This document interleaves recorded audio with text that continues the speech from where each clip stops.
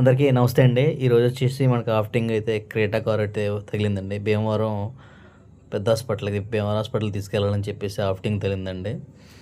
మనం అయితే కస్టమర్ ఇంటికి వచ్చి మన పని మనం చేసుకొని ఇదిగోండి ఆటోమేటిక్ కార్ ఇది భీమవరం తీసుకెళ్ళాలి. మొత్తం సారాలను అయితే జాగ్రత్తగా భీమవరం తీసుకొచ్చేస్తాను. ఇది భీమవరం హాస్పిటల్ అండి. ఎందుకంటే డ్రైవింగ్లో ఉన్నప్పుడు మనం కస్టమర్స్ ఉన్నప్పుడు కొంచెం జాగ్రత్తగా కేర్ఫుల్గా ఉండాలి.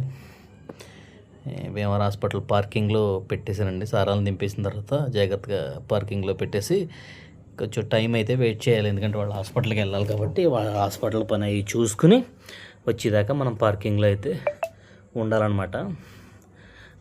ఇదిగోండి ఇది పరిస్థితి. ఇదిగోండి భీమవరం హాస్పిటల్. జస్ట్ మీ అందరికీ చూపిస్తున్నాను. కారులోనే బండి జాగ్రత్తగా పక్క పార్క్ చేసుకున్నాను. ఆటోమేటిక్ కార్ అండి ఇది. ఆటోమేటిక్ అనమాట. వెయిటింగ్లో ఉన్నామండి. సారాల్లో లోపల వెయిట్ చేస్తున్నారు, లోపల ఉన్నారు.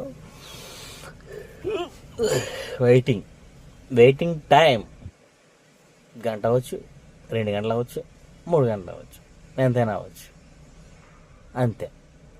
ఇంకా అవ్వలేదు, ఇప్పుడే భోజనం చేసి వచ్చాను.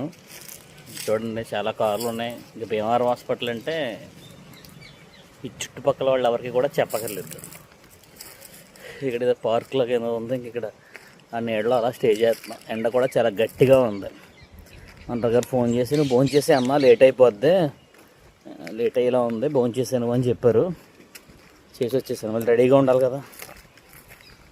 మళ్ళీ పాలకొల్లు ఇంకో వర్క్ ఉంది, అది చూసుకోవాలి. మళ్ళీ ఇది అవ్వాలి, చూద్దాం. అయితేనే కానీ చేసుకోవాలి కదా. Okay, thank you.